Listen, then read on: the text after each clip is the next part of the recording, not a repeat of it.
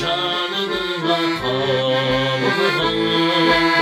Öterkendi konuşamadım mahaba, canlı senin neresinde canımda.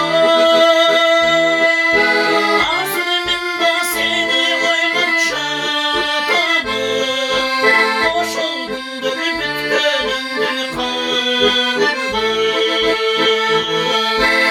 Azrımında seni oynadıkça tanım, boş oldumdur bütünümdür kanımda.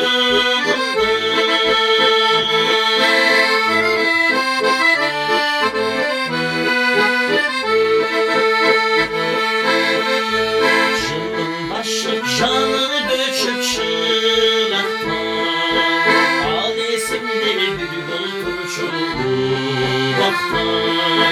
Çürüktürdün kanışkanından şaşır, ağız kaldı almacık tutunakça.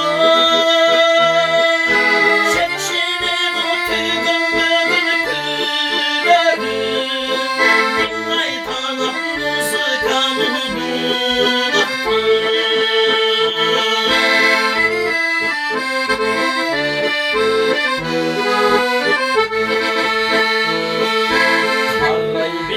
kança çolu kalıktım, isteği verip yürüdüm sarıldım.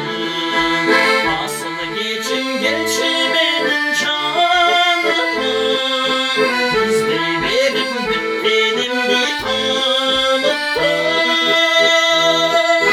Kadimkide kuşak çayçı canırım, kaçan bulsa ben sen için canımı.